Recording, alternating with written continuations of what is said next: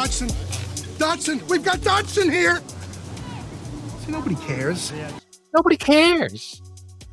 That's kind of what this is, right? Like, we got Salvation, we got Checkmate. And you look around and the most people who don't know anything about DC or comic book movies are like, who? Nobody cares. There is a threshold where the average pop culture consumer cares. Superman, Wonder Woman, Batman, Spider-Man, Wolverine. You don't say. There's a threshold where you say a name, I've got this coming, and everyone sits up and at least pays attention. And below that, there's a threshold where the fans pay attention. And then below that, there's a threshold where the super fans are the only ones who pay attention. Then there's 50 feet of crap. And then there's us. What up, everybody? Welcome back to another episode of the Nerd Gen Report. I'm your host, Pablo, and joining me, as always, is Mr. Brian Schultz. Brian, a lot of news, a lot of interesting stuff happening, man, because we started this conversation, right? We started this conversation. Now there has seemed to be some progress with respect to this actual numbers happening here. We're hearing the numbers, and the numbers sound, crazy. But let's talk about what we expect, Brian. I don't know if you're ready to do that, but let's just speculate on the number that they're asking for this. Gunn. Listen, we talked about this before, this rumor from some articles that were being read about Gunn being out. We talked about the possibility. If this deal were to happen, what could be the implications? And James Gunn, just starting out his thing and being the people that want this, who have experience in doing this, perhaps have a different vision. And we just started the conversation. And this is a conversation that we just had, not that it was happening. So we got to think about what this all means. Gunn responds to the Peacemaker backlash for his finale. As a whole, the show people generally liked. I thought it had its moments, but he talks about it, and we'll get into that. So, anything else, Brian, I missed before we move on? No, I think that will link us into a number of things, and I think that's really the only big stuff that's worth covering this week in DC, at least. So Warner Brothers rejects Paramount's offer, Brian. Don't you know? Do you have the details? Sure. Well, I mean, I think the official opening offer from Paramount came in at around $20 a share. Warner Brothers was trading around $17 at the time, but had rallied up close to that $20 number ahead of the bid coming in. I don't think it's a surprise the bid would be rejected, especially when we know there are rumors of Netflix being interested in the non-linear TV part of the franchise. There's rumors that Amazon is also at the table. And there's rumors that Comcast, owner of NBC and Universal, is also kind of circling a potential bid for this as well. So you got 4 people potentially in the room. David Zaslav's not going to take the first available offer, so you get a rejection, and they're still talking. I don't think there's any surprise there. I've seen at least one report in the press suggesting that, I think the current deal values the company around $50 billion. I've seen at least one report saying it's going to take north of $60 billion to do it. If these 4 people all decide to submit a formal bid as opposed to just doing due diligence, then yeah, I think that's a very realistic possibility that you're probably going to have to go a couple of rounds. I can think of some public instances in other sectors where there were multiple bidders for the same entity where you would get bid, rebid. It would kind of take like 2 or 3 back and forth, and then you'd finally 25, 35, 75, 45, 55, 35, sold to the man with braids in his hair. Kind of get the kiss would come at the end, right? A final little top-up bid from the winning bidder to make sure this gets over the finish line. David Zaslav is going to squeeze every last bit of juice out of this organization in order to get the top dollar he can at this point. So if there winds up being 4 bidders, the odds of them staying independent are incredibly remote. But it could be quite some time, is my point, until you see the final marriage, let alone the approval process from Washington, which is a major storyline here, and then the close of the merger. If you added up all of that, it could definitely be 2 years, like 18 months. I mean, this is not going to happen in weeks, not going to happen in 2025. We will be talking about this most likely through 2026 into 2027. That may be, I'm trying to be conservative, but I would say definitely first half of 2026 at least. So I would kind of say like back half 26 is the earliest. And I think actually end of 26, early 27, that's not inconceivable with this being as complex as it's likely to be. Before, remember when I said we were at the trembling stage when we're squeezing the lemons? Now we're at the rubbing together and trying to get every effort on board from both sides to come together and get whatever we need to get done. Reasonable negotiation. And the thing is, like, whatever else Warner Brothers is not, the thing about these media entities is they all possess unique assets. And the seller is counting on that, right? It's like Warner Brothers owns DC. No one else owns it. They share it with Amazon a little bit, but Warner Brothers is the only place you can go to get DC. It's the only place you can go to get certain properties, Barbie, Mattel. Like, it's the only place you can go to get, the HGTV stuff, Discovery Channel. Like, those are assets, right? And that's kind of what we're talking about here. That's why it's like, it's a little different than some other industries where you just have sort of directly competing products and you put them together and you wind up with one product. Like, if you're talking about, as we said, Paramount starting this, it's like you're talking about adding to, hey, I've got Mission Impossible on one side and now I'm going to put DC and bring that to get, like, that's a menu you're creating, right? Those things don't blow each other up. They go side by side and you're hoping for a synergy on Paramount Plus. You're hoping for a synergy at the theater of like, hey, the same studio that brought you this is now bringing you that, and that should make you want to go see it. So, I think it makes these types of deals somewhat unique because the individual assets are unique. So you think I'm thinking around around 60, above 60. I mean, I don't know what's in the room, but I'm looking at, okay, so if 50 is the starting point and there's 4 bidders with deep pockets of varying degrees, yeah, I think it's reasonable to think at least that. I mean, if I'm Zaslav, here's the thing is, if you're David Zaslav and you get let's say you get a competing bid down the road that's $60 billion, you are going to take that around to everyone at the table and say, are you sure you're willing to let all this go because you won't pay 61 or 62? Like, that's how that goes, right? And most of the time, with the amount of egos involved in this, someone is liable to say, man, $1 more billion, well, just $1 billion more, I could have all that. I could have DC, all that sort of. Yeah, I that's kind of how that usually works. So I think it could go. I think it could definitely keep going higher a few rounds. I have one last thought. When they're evaluating all of these assets that they have, my question would be, because I'd like to know, what was DC worth in this deal? That's something that I would like to know. Like, because so we got this. How much is this worth? How much? Because we selling everything, right? But we gotta look at what we got and determine how much is that, and then plus this, plus this, plus this, plus this.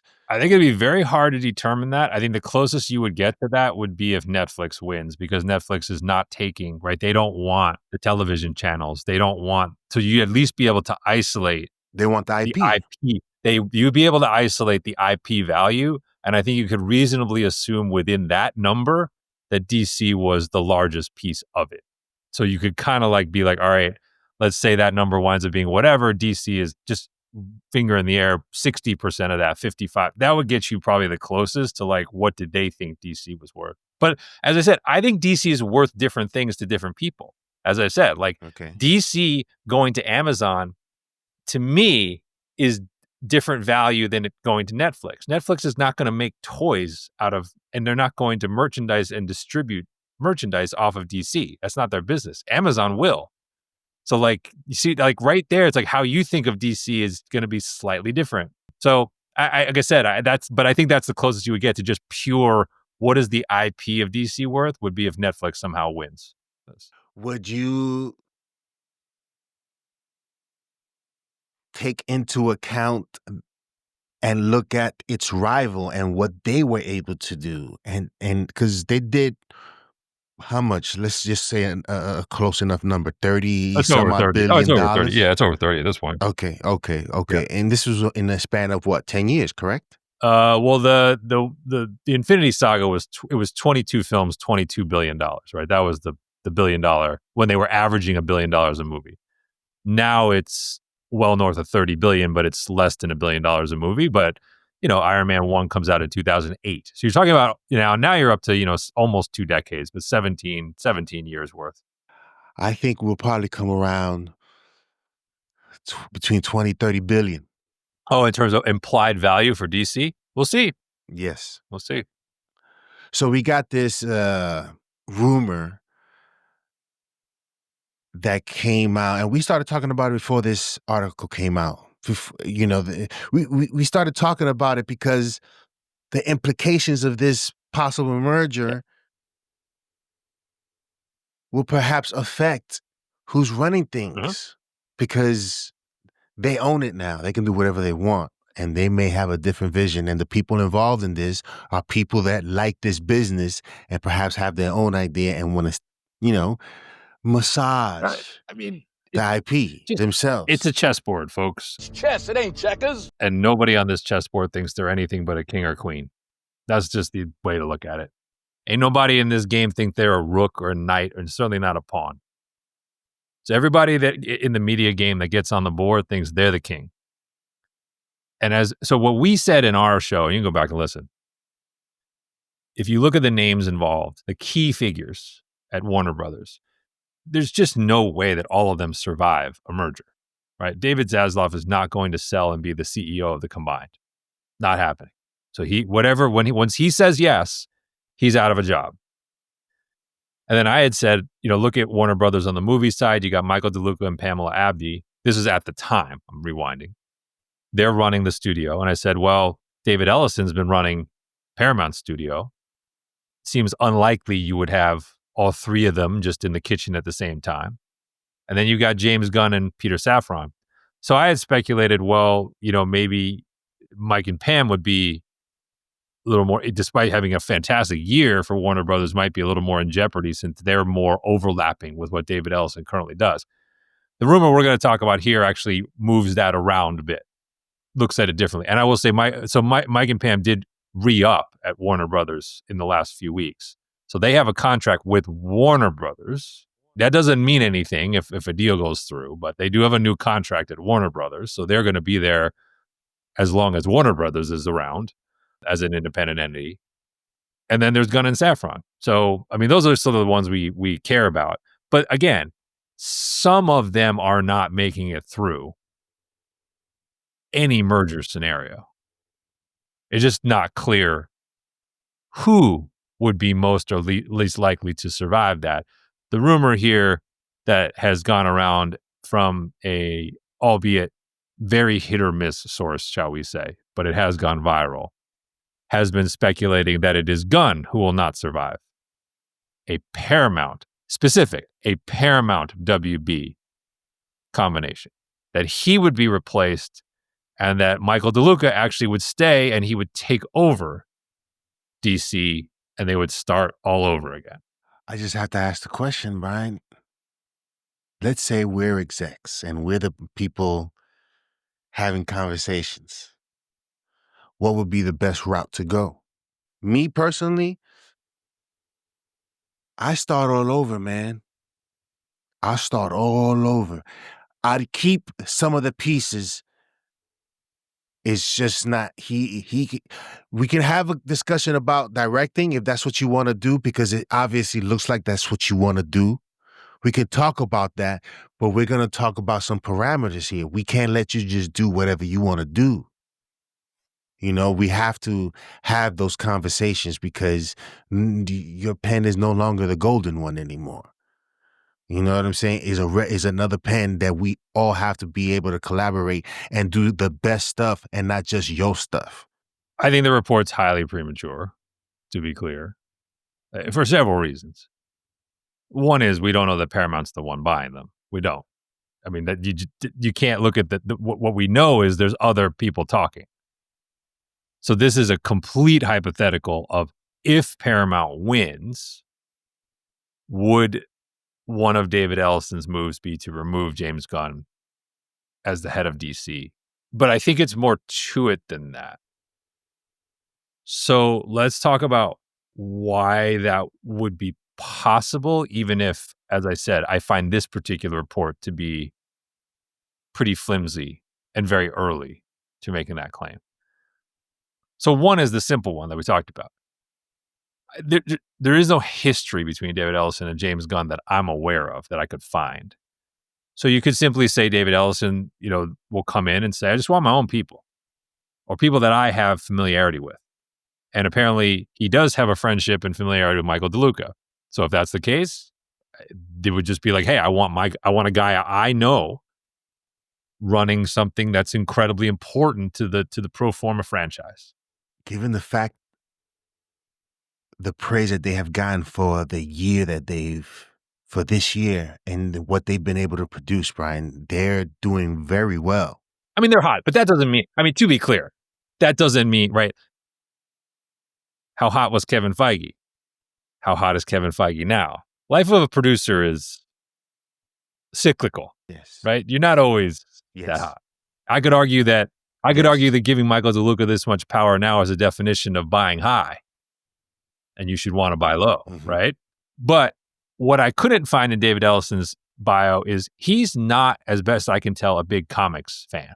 That's what I could see from history, right? He likes Star Wars, like that's what, but he doesn't really. There's no mention of him being like, hey, I grew up loving, Batman or Batman animated series or, Marvel stuff. There's no mention of that. He's lived and breathed Paramount stuff. And then he has his own thing for Star Wars. And I think Lord of the Rings is the other thing that he kind of likes. So he could be saying, look, I am not the guy to be directly involved with DC because I don't know that. I don't know that world if I'm going to be the CEO. So Michael DeLuca, he views as maybe closer to that, and there's some subplots to this. So he would want to put him in charge, and just James Gunn's not. I just don't know him. He's not my guy, so I'm not okay with that. It's not that would be less of a James Gunn thing and more just of like a hey, he's not my guy. So here's where this gets complicated. In this rumor, and again, this rumor gets pretty nasty toward Gunn, and I think unfairly so. But we'll give you what's out there, and then we'll talk about it. The real subplot to Michael DeLuca taking over DC is that he was a very vocal proponent of the Snyderverse once upon a time. Now, the rumor says he would not look to bring that back. However, a certain someone, and if you think this is an accident, please, wake up. A certain someone just happened to toss a certain something into the socials just after this story hit. Would you like to outline to the people what happened? So Zack Snyder posted a picture, a black and white picture of Henry Cavill mean mugging in Man of Steel or whatever BVS, version of okay, BVS, yes. Listen, and I've said this before. Oh, but he didn't just post it. The caption is what makes this stir the pot. Oh yeah, he says Henry Cavill is Superman, he is right? Capitalized Superman. He's having fun, ladies and gentlemen. He's having fun. He knows the fandom is out there. He knows his followers who believe in his vision are out there, and they're in the millions. And they are vocal. They were able to get back the Snyder Cut when the executives, had decided they didn't want to do it. And it took years, but they got it done. That is the power of protest. I don't think we're at a place, and I'll quickly see why Zack Snyder would return to do something, because he's been championing this idea of doing the Dark Knight Returns. He wants to have the same success he had with The Watchmen and 300. where he basically took page for page and created a live action version from the panels, beautifully shot. Those were his best films, in my opinion. Michael DeLuca not being a comic book fan, perhaps being cool with what Zack Snyder has done. Here's the keys, do whatever you want. That handoff right there is the problem. Whereas Kevin Feige, yes, but he has what? He had, I don't know if he has it now. I don't know what it is. I don't know what it's the makeup of it, which was the Parliament. I don't know what's it evolved to, Brian. But that's what we need sort of in DCU, where not one guy is making the decision on what this is going to be like. And again, this is a business and in a competition, and they want to reach the heights of Marvel, making those billion-dollar films and just be up there because this is the opportunity to do it because you've been at your lowest point. This is not a good start. Where is Batman? Where is Wonder Woman? That is the question. To be fair to everyone involved here, I think it'll be, everything's cyclical. Never say never. In the current climate, it's not possible to recapture what Marvel did. It's not. Global box office is not there. It's not. I'm hopeful. Zero chance. Like zero. I think even if you ran back the actual MCU as if you had never seen it before, from Iron Man 1 through Endgame, the current state of global box office would not give you the same numbers. Like, it just wouldn't. China wouldn't give you that. There's parts of the world that would not come out for these the way they did. That is one aspect that it is what it is with regards to that. But for me, is the excitement. Oh, I agree with that.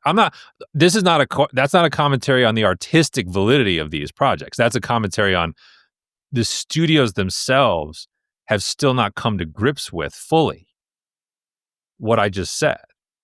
And the reason you know that is they still hand out $250, $300 million budgets because those budgets imply you must reach $1 billion to be relevant. It's like, we aren't in that world, right? So what you're really saying is we need to recapture the magic of storytelling and buzz and zeitgeist of the MCU, but we need to do it at budgets of $100 to $150 million because at those levels now, movies that make 600, 700, those are those are highly profitable. And if they're buzzy, that's the kind of momentum that you want to generate. That's how a studio ought to be looking at this. But we're in transition, right? Marvel is cutting budgets. Disney is cutting budgets. It's happening. DC, I think, is kind of like hands in different buckets, right? They clearly are allocating budget to Superman. They clearly would not allocate budget to the Authority, right? So they sort of get it, right? James Gunn sort of is aware of this on some level. Safran is aware of it. Zaslav's aware of it. But it's all sort of TBD. Now, I did want to say, again, this is all speculation. The rumor about part of what is supposedly getting Gunn in hot water as like a head of the pro forma DC, which to me, this is all convenient criticism. I'm not saying it's totally invalid. I think it's just all convenient. And that's why part of the reason I don't think this is legit. I find it hard to believe David Ellison is projecting this far ahead, but they're saying that there is dissatisfaction with the degree to which James Gunn pivoted the Gods and Monsters original plan to the Superman family plan. And that now this part I might believe, that Gunn is trying to flood the zone with content and make sure that him and his own people get paid and get as much work as possible in case there's a change. That piece of it I speculated on last time as why Man of Tomorrow fast-tracked. I might buy that, which is that he, as I said, his best defense for his own career and for the state of the DCU is to get as much of his stuff on the board as possible and then hope that audiences respond to it. That part of it I might agree. I'm not sure about does David Ellison really know or care that he changed the original plan? I that part I find dubious. because David Ellison would probably change the plan anyway.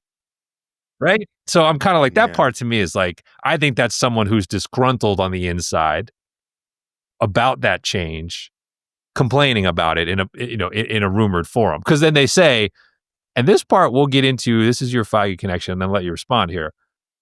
The other part of the rumor is that part of the reason why some DCU projects have stalled is because of Gunn's interference, and that filmmakers want their own vision, not his. And visionary directors are staying away because life is looking too short and everyone wants more original properties. So this is something we have talked about. Please go ahead as to why. Forget the rumor part of this. This comment that this is percolating now, I think was inevitable, and I think it's something we've wondered about. It all leads back to that squirrel conversation, yo. He fought with other creators of this movie, or let's say discussed about that scene. We had to fight about a squirrel, yo, because we got a different version of Zack Snyder here. I would not have used Zack there as the analogy. And the reason I say that is because Zack never had other filmmakers he never really had that kind of relationship. So if you think about like Zack Snyder does, it's his universe. You're correct. So he sets the aesthetic. But I was never aware that Zack was policing Patty Jenkins' Wonder Woman, as an example, or James Wan's Aquaman. He cast those characters, right? So he was involved in the sense that he cast Gal Gadot and he cast Jason Momoa. But he wasn't telling James Wan what to do with his project. So I actually don't think Zack is the... So that's the difference. Actually, who I think it is more like is Kevin Feige. That's who I think of when I see this. Because when the MCU was on the rise, one of the biggest complaints about it was the Marvel formula, right? That the Marvel formula was too restrictive, that the way it looked and the way they built stories prevented individual filmmakers from really flexing who they were in the context of these movies because they were building this shared universe. That's actually what this sounds a lot more like, is that Gunn, it all has to fit into this funnel of how he wants the world to look. And admittedly, that's been one of our biggest fascinations with something like Clayface, where the pitch is coming from a horror guy. It's being pitched as a Blumhouse horror movie, but he's DCU Clayface, and it's supposed to tease DCU Batman, which has to be in the same world as the Superman movie that we just saw. Like, that is one of the fascinations of, can that work in a way that doesn't seem forced? But I look at it in terms of similarities, in terms of, he changed.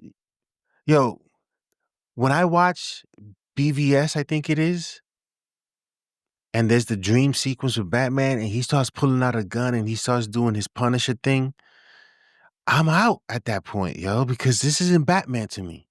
Superman, mean mugging, saving Lois and leaving everybody else, the destruction you know why that squirrel scene is so important? Because of the destruction in Man of Steel.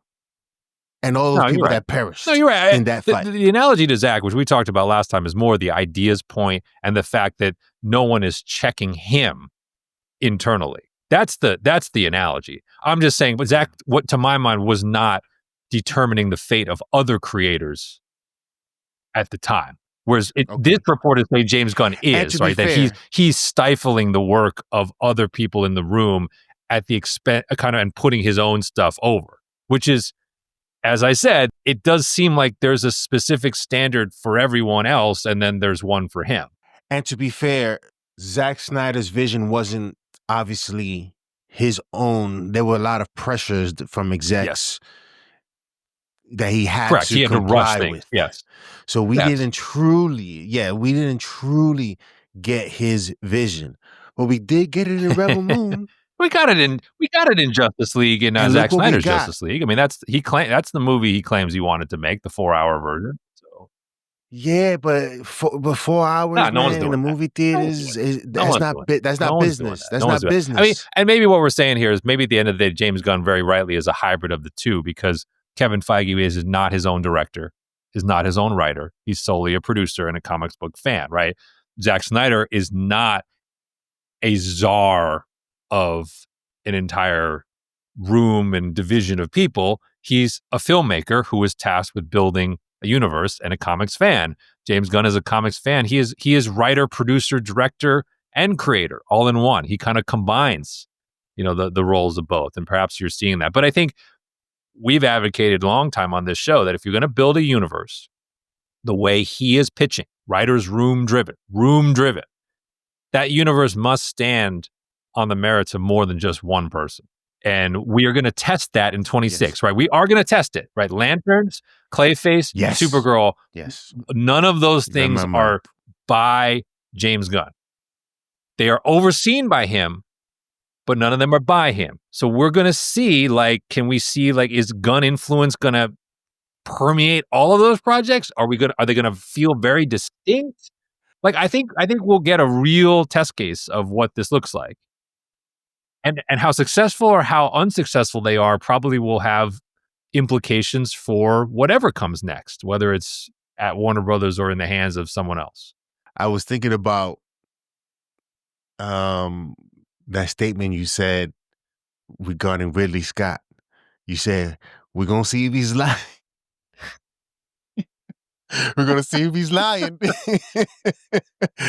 And I say that because of the talk that people have been talking regarding Green Lantern, the talk that people have been talking about Supergirl, the talk that people have been talking about Clayface, the tests, Brian, in 2026.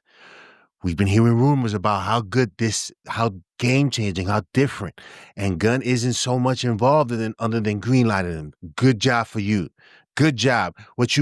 This is the job that I thought you were hired for, to say yes to this and yes to that, and see how, if we're going to be a connected universe, let's talk about how we do that. There's a collaboration, but you're orchestrating. That's it. And letting these dudes do what they got to do. You're orchestrating ideas and greenlighting them, and let these guys do what they got to do. So in 2026, we're going to be seeing that play out.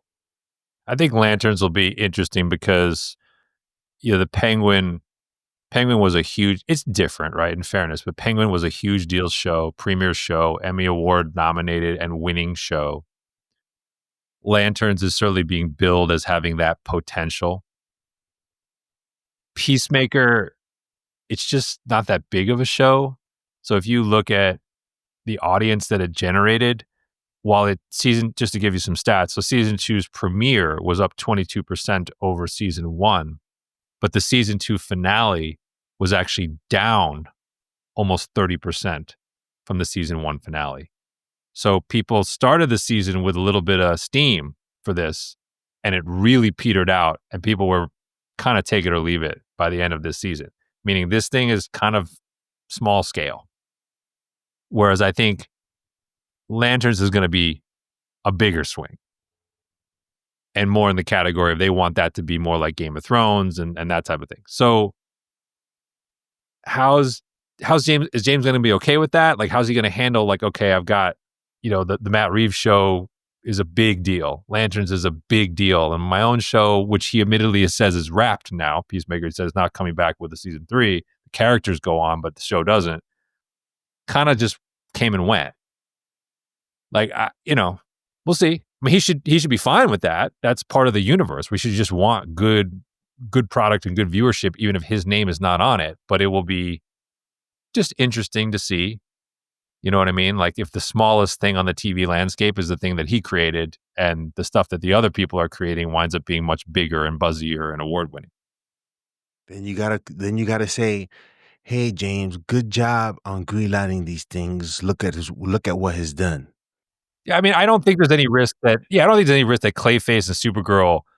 You think Supergirl could top Superman? I don't, in terms of box office.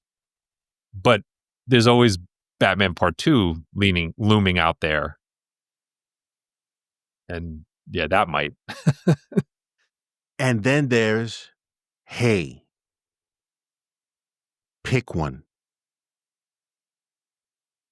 and do that. Is the other conversation. We can't have you writing. We can't have you directing, producing, and be the producer. Be be a Kevin Feige. Yo, that's what we need you to be. I think. If you listen to the podcast about Peacemaker, the companion podcast, where his wife is talking, basically his wife tells you about what it's like to live with James Gunn when he's working on these. There is no world where that guy can just produce. And I'm not saying that as a negative. I'm simply saying that he writes as like a cathartic. He writes like other people work out. You know what I'm saying? Like that's just, it's fine. part of his piece. It's part of his joy. It's part of who he is. He can't not do that. Hence why he needs somebody to like, okay, you finish your script, let's read it. He needs a collaborator in his ideas to sort of flesh things out. You know, to me, and I'll say it again, to me, when I watch Peacemaker, it's like, it shows that you write fast. Yeah, that I agree with. You could definitely see it from the beginning of Superman to now. Like I think you could feel the volume catching up to what was going on. Last point though, and this is the sensitive one. I raised it last time. There's this rumor has it, but I keep hearing this coming up, and people are watching it, which is any deal with Warner Brothers will have to be submitted for approval to Washington. Correct. By this administration. I raised the possibility of would Superman and the way that conversation evolved over the summer become a factor in that part of the process. It would seem that there is an increasing chance that will be the case, which means you need to look at who's looking to bid for Warner Brothers, try to study their existing political affiliations, and then match them with the administration. So to take the Paramount example, the Ellison family, with Larry as the patriarch, Larry is very close friends with our current sitting president.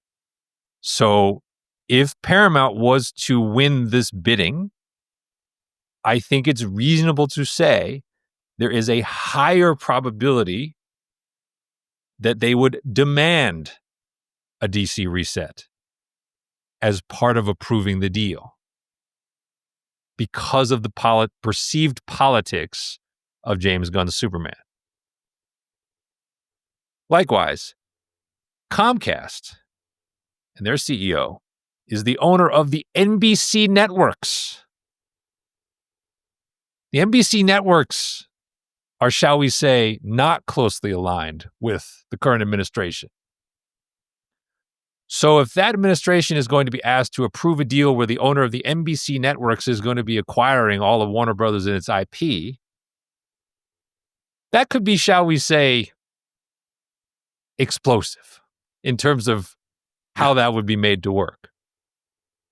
Amazon, we know that Jeff Bezos has kind of been shifting a little bit in the wind and cozying more toward the administration. He's obviously down in DC, based in DC. So that's one where, again, the alignment might be a little closer to begin with. But my point is, as we've said all along, I sincerely believe, I don't believe that James Gunn wrote Superman as a purely political commentary on the state of the world. I think there's no way he could have anticipated some of the events that would have occurred after he submitted his script. But the reality is that movie became a political topic over the summer. It did. Which means that he is now associated with the politics, the perceived politics of that movie. Which means that if that becomes a piece of the discussion, he will be facing the gatekeeper in Washington, who is not going to be on his side. I don't know how high a probability or where that is going to be on the spectrum of getting the deal done, but it's on there, and it is a factor. And it is not a factor that favors his longevity. just play the rumor out. Ellison family takes over, wipes the DC slate clean, and restarts it. You guys go ahead and fill in the blank of what comes next. That would be like, I don't even think I have to. I think people can end that sentence for themselves if you subscribe to the notion that they're making a concession in that regard to get this deal done. Gunn has been a big topic of discussion, man. When he first started out, we didn't know to what extent. But now, it's a huge topic. I know you are more out. You're more frustrated. I don't want change for the sake of change this quickly. I would rather see... I want to see where Man of Tomorrow goes. I want to see his concept of DCU Batman, as much as I might be afraid of some of it. I think that if we rip it up this quickly, I think that does more damage. It'll be one of those what ifs. Yeah, it'll be one of those what ifs that you think about.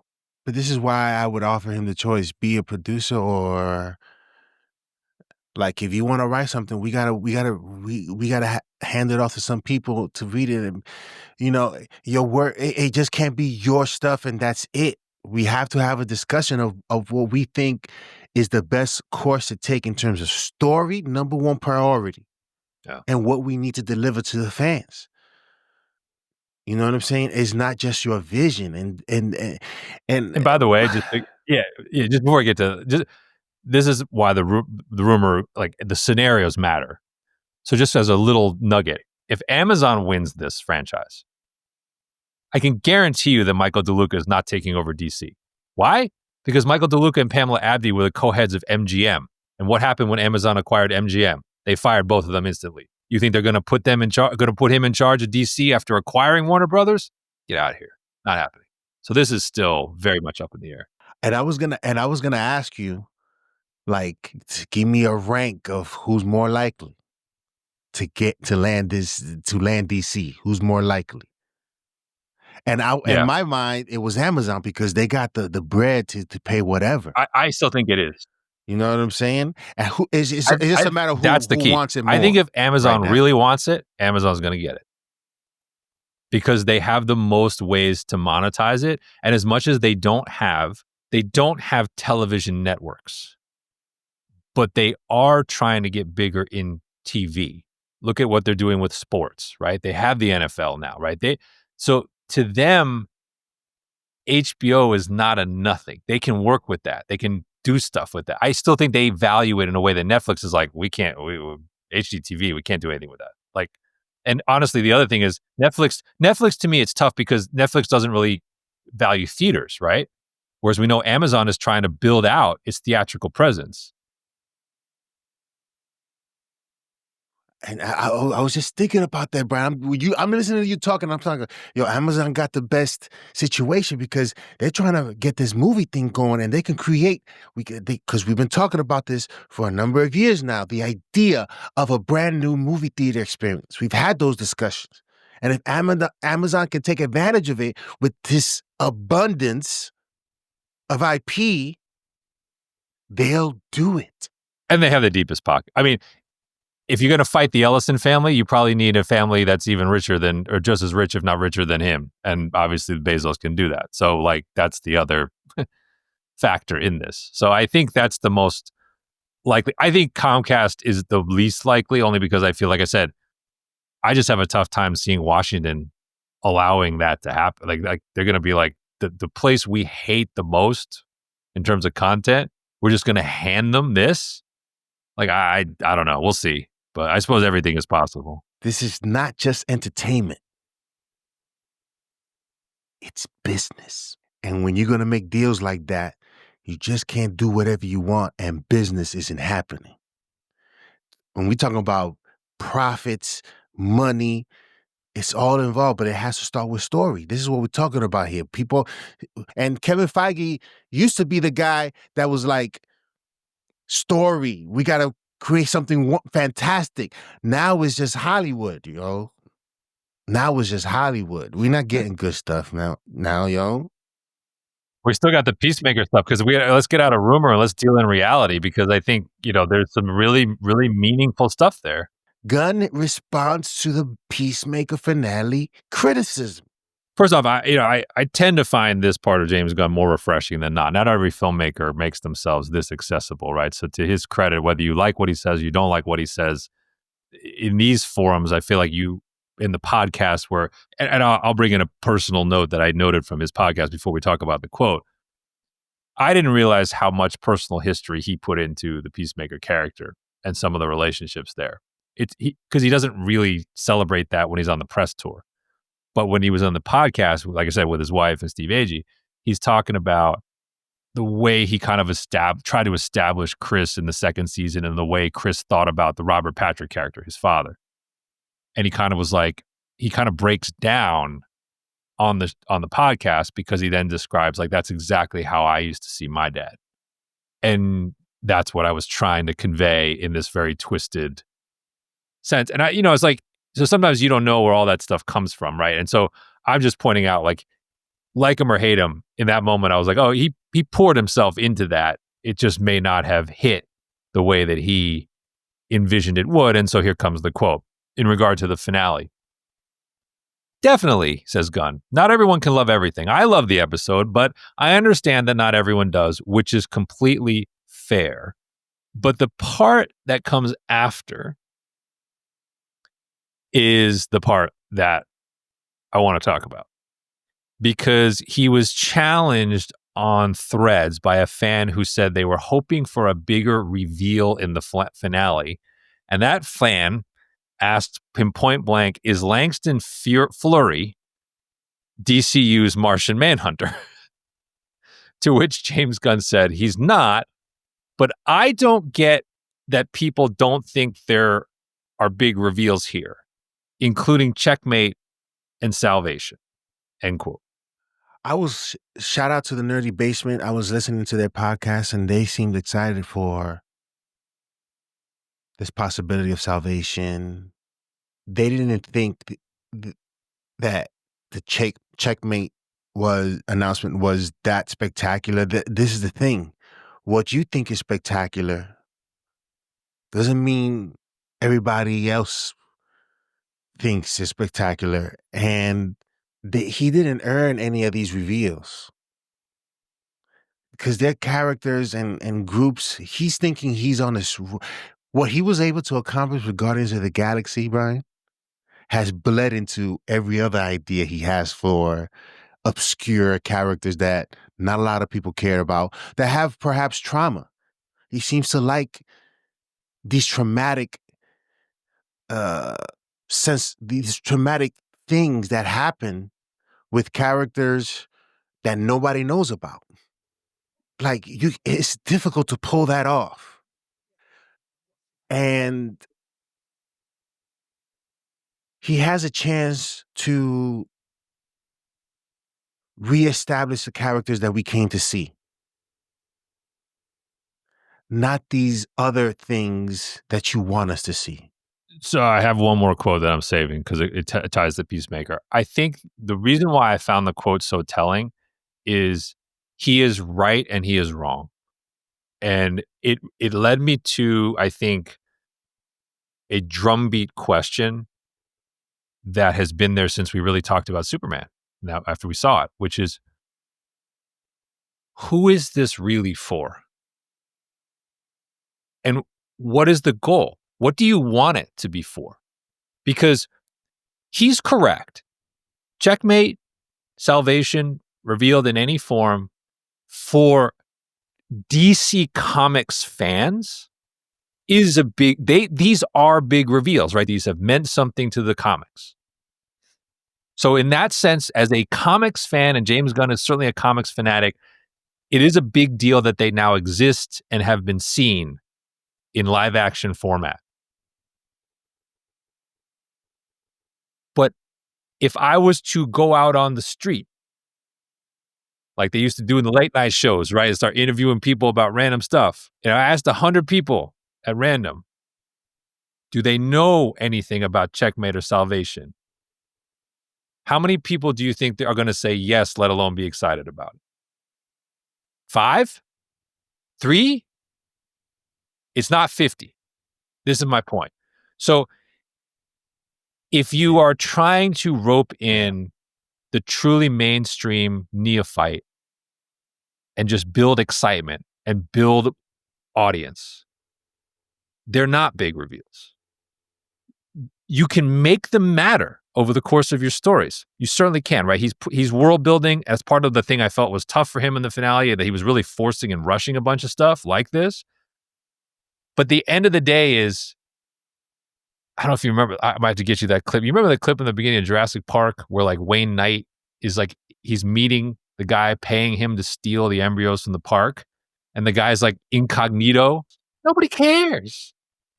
That's kind of what this is, right? Like, we got Salvation, we got Checkmate. And you look around and the most people who don't know anything about DC or comic book movies are like, nobody cares. There is a threshold where the average pop culture consumer cares.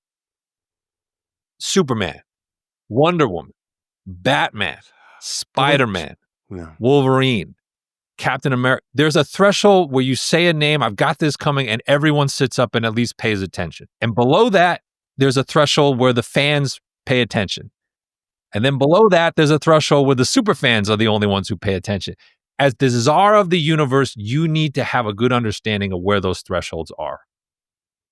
And this comment makes me think that maybe his grasp of that is not quite where you'd want it to be. I get it. Because if I wanted to do something, you know, I would pick, for me personally, I would pick certain stories that I think are dope. Like a Justice League movie where Batman is stopping everybody. I do a rendition of that. That's a Justice League movie. Batman Red Hood. All the dope stuff that hasn't been done. Why? Why haven't you attempted it? But you want to create your own stuff. And your own, and put your sensibilities into them that don't work. I'm sorry. For me, it just doesn't work for me. And I'll say this, say this last thing. I read, and it was from Deadline, where they quoted James Gunn saying about the Flash movie that it is one of the greatest superhero movies ever made. He said that about Flashpoint. Yep. Ezra Miller's Flashpoint movie. He said that. Yeah. I think at this point, you know, listen, as I said, we expect it, you know, the head of the universe, you're supposed to promote that. You're supposed to promote your stuff. You got to get out there, and he's going to stump for Clayface and stump for Lantern and stump for Supergirl. He should do that, right? He absolutely should do that. But at this point, if we just buy into James Gunn as hype man, the joke's on us, man, at this point. Between the Flash comments and the Peacemaker comments, like, just take it with a grain of salt. Just take it for what it is, see it for what it is. Here's the thing. Part of his role is to recognize his own strengths and deficiencies in running this universe. I would never want to take away James Gunn's ability to write these types of characters and to try to create meaningful versions of characters like you see in Peacemaker, right? Like, as you said, like stuff like Vigilante, like he still has the gift, right? In the sense of like, that's a character nobody really would care about. And yet he casts it well, he writes it well, and you see it on screen and you laugh, right? He can still hit it, right? That to me is like the guardian spirit of like, I shouldn't care about this, but I actually got really invested in that. I never want to take that from him because it's one of his great strengths as a creator. And I have absolutely no opposition from the standpoint of I would do exactly the same thing if I was in his position, of him wanting to take a swing at Superman and take a swing at Batman. And you would too. If you were put in charge of the studio and like you had a chance to write and direct those characters, you absolutely would be doing it, because it would be like, this is my bucket list thing. This is a dream come true. But what we're finding, and maybe we're discovering, is, you know, that may not be his best bag. And if his best bag is writing the peripheral and the secondary and the forgotten character, then even as the head of DCU, that should still be his primary focus, and he should let someone else handle the bigger stuff. I'm kind of reminded of, I was randomly thinking, I don't know if you remember this. Do you remember the Nike campaign for basketball in the 90s with all the point guards? And like they were the fun police, and they were going around, and like the kid is in the closet and he won't let go of the basketball. And they got like Jason Kidd and all these guys are like, pass the ball, dog. Pass the ball, dog. It's like James Gunn. Pass the ball, dog. I mean, there is a little bit of that here where it's like, I get why you don't want to let it go. Yeah. But I think in some ways you might have to pass the ball a little more to grow this, because I'm going to give you this last quote. And again, I think he's right and I think he's wrong. But I think this quote is similarly very telling. On Peacemaker, he's important. He's really important to me. And as I just told you, personal connection to his dad and the family, right? So that's what he's really saying. Peacemaker is an important character. And as I said from the beginning when we took this job, it's about really propping up and maintaining and repositioning the big diamond properties that DC has. The Batmans, the Wonder Womans, and the Supermans. And then creating diamond properties out of smaller characters like Peacemaker, end quote. I'm going to say this again. Coming from where he's coming from, what were they able to do? Iron Man, again, was considered to be a D character? C, Brian? Tops? No. He was an A. Batman, A. Superman should be an A. It's not an A. But he's an A in terms of global knowledge. Yes, exactly. Anybody can say, yes, I know who that is. And he's pretty much trying to replicate what MCU was able to achieve over there, Brian. But the way he's going about it is in one direction in terms of what he sees and having the resources to get those things done. Again, when you have to fight about a squirrel, it tells me you have serious ideas that you want. But there's also a little bit of a, to me, so where is he right? Of course, you should want to elevate characters and broaden your universe. You should not want your universe to stand solely on the shoulders of 3 or 4, even if David Zaslav calls them pillars, there need to be more supporting pillars around that. So he's correct. And he's also speaking from firsthand knowledge because he did it with Guardians of the Galaxy, first and foremost. But where he, I think, is wrong is there is no world where Peacemaker is ever going to reach Batman's level. That is not going to happen, no matter how good and how awesome he and John Cena make that character. If I was David Zaslav and I'm listening to this idea, I would say, I understand. We don't have time for this experiment. Give me Superman, you did that. Next up, Batman or Wonder Woman, the pillars, as you said. We can establish them at the right time. There's a way to do it, Brian. There's a way to do it. You give me the big ideas first, we can build upon them later and make them hopefully a huge part of this bigger thing that already exists and is already popping. We can't start from these obscure things. Right now, we can't do it. I think James Gunn is making a bet. I think the bet took a hit with the end of season 2 of Peacemaker. I think what James Gunn is betting is that the audience, because of what has happened with the MCU over the last almost 20 years, is ready to have more simultaneous build-outs of the universe. To me, it's like one of the biggest things you can see in Superman, right? It's like this, I'm just going to hit you. I'm going to hit you from all sides with characters and angles and just get this universe rolling. I'm not going to build it linearly. And I think in some ways that is he's giving credit to the audience now, saying the audience has been conditioned by the amount of superhero product to where I can do that. But what I'm submitting is that, and I'm kind of with you, like I'm older, so I tend to prefer the simplicity of build. But I'm simply acknowledging creatively, I don't think he's doing that by accident. I think he's saying, he is under pressure to get this moving.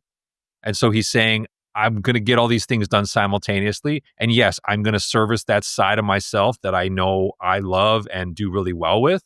And so you are going to get these type of small characters at the same time as I'm trying to get the bigger ones going. But my point of contention with him about this is when he says, I'm going to make Peacemaker like a diamond level property on the order of the first three.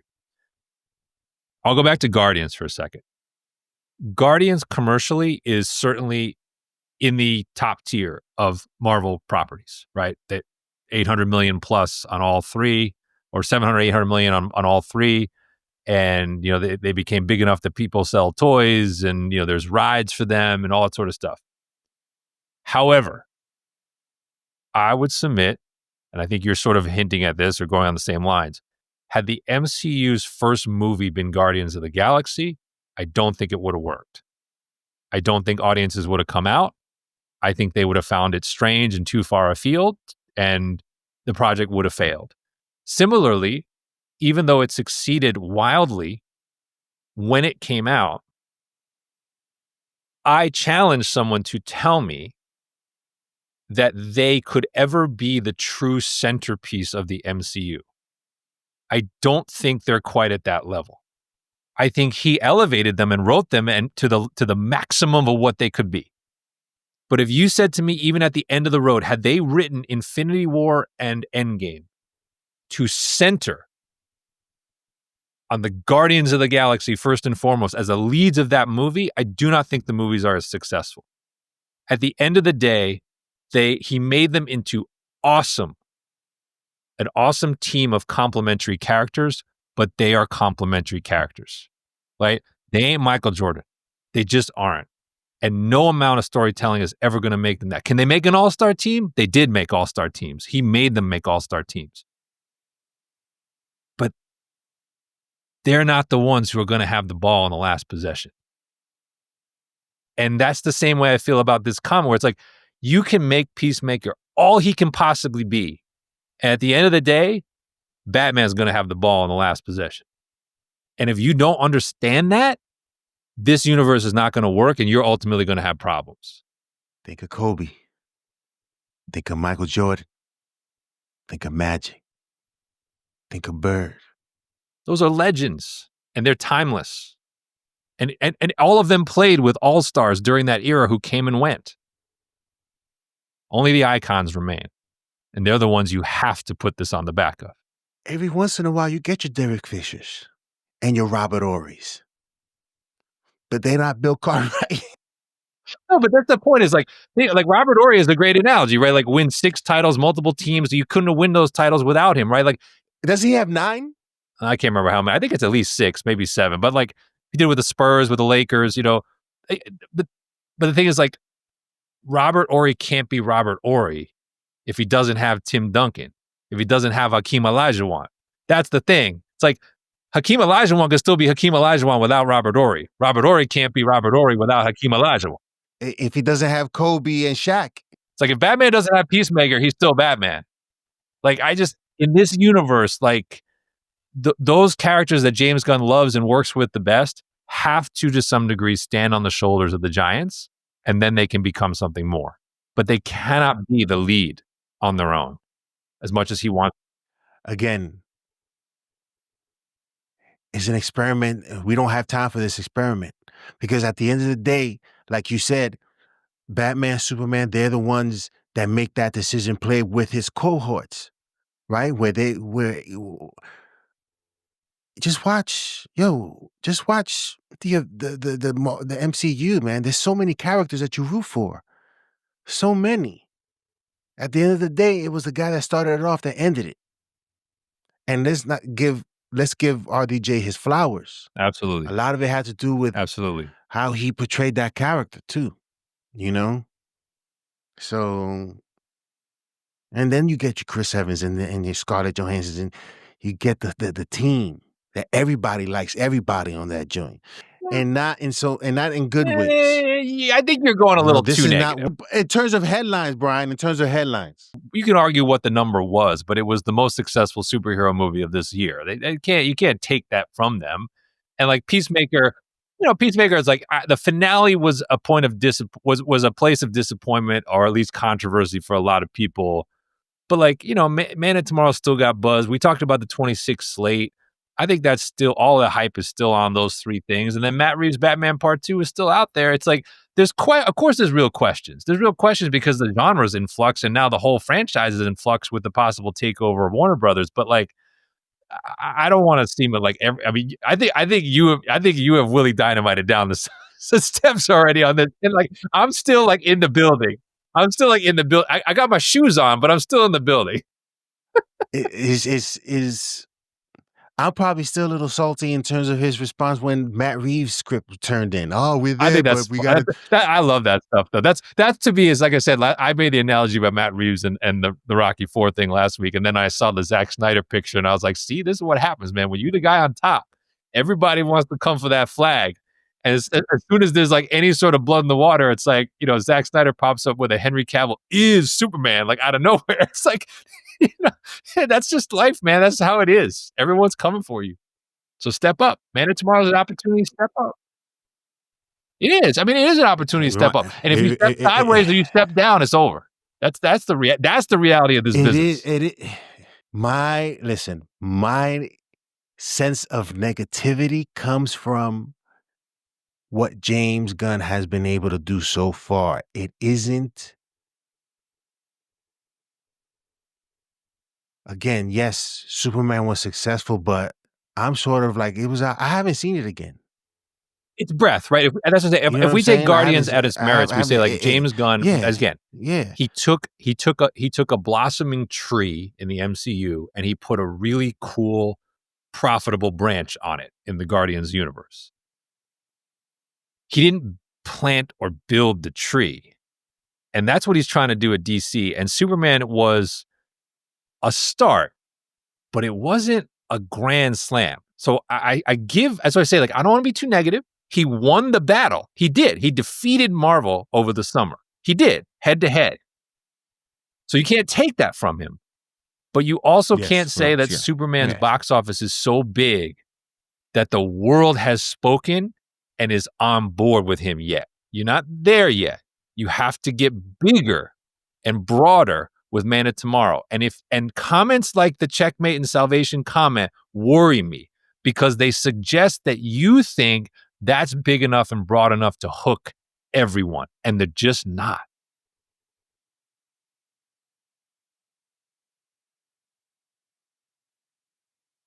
No.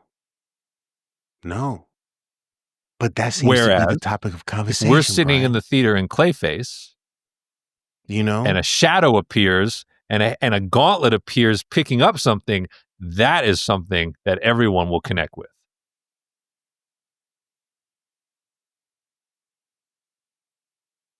You will hear the difference.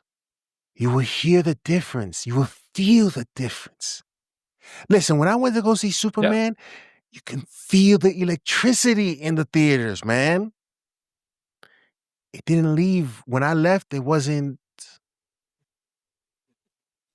when I left the first, obviously. When I left the first Iron Man, yes. And you saw Nick Fury. No, the closest James Gunn has gotten to that is, what I'm going to say. It's the silhouette in Creature Commandos. Because what did everybody start talking about? Batman. Who's that? Who's going to be that? Who the possibilities?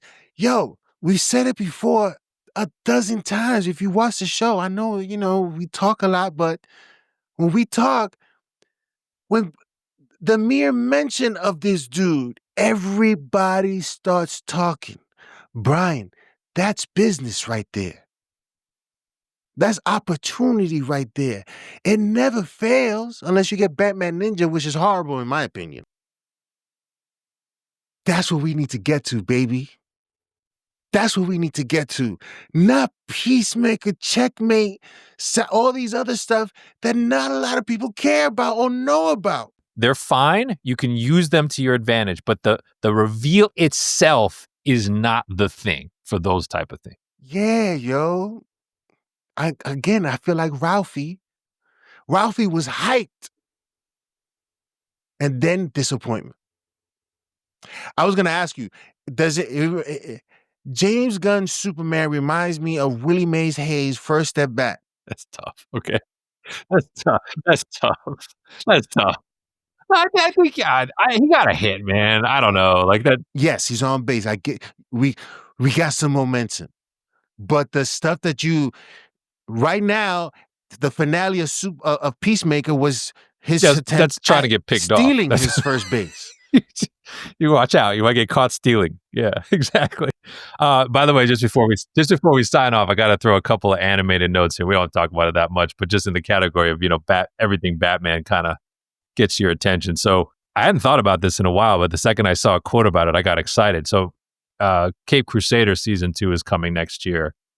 And they started to tease the Joker, where, if you recall, was at the very end of that season. And you and I had a conversation about how different that looked and they kind of confirmed that, like, yes, they are going for something entirely different from anything we've seen. And it does seem much more gangster, much more ruthless. And I'm very curious to see where it leads. But that got me excited. And then also in the animated movie category, we don't talk about it too much, but DC usually does some pretty good work here. We're finally getting Nightfall. Finally, yes. Fully adapted. Batman, Bane, Azrael. That could be a lot of fun. Yes, absolutely, absolutely. And it's funny, again, John Campea doesn't seem to like the animated stuff, which is crazy to me because there's so much dope stuff. But I think he likes obviously the classics like Flashpoint, The Paradox. I've always looked forward to the animated movies that they do, even though they haven't all hit. They haven't all hit, Brian. But you look forward to them because of the potential and because they have history of giving us dope stuff. And now that they're doing this, and they're doing storylines, Brian, that many people love, right? I being one of one of them. When I read this story a long time ago in the comic books, oh snap, Azrael and Bane breaking his back, this dude has to recover, all this stuff. This is going to be very interesting. I'm looking forward to it. So yeah, let us know in the comment section below what you guys think. I know this was a long one. It's going to be a long one for me. But hit that like and subscribe, hit that notification bell. It really does help the channel. And we'll see you next time. Oh, if you don't drink water, drink some LaCroix. I gotta get. There you go.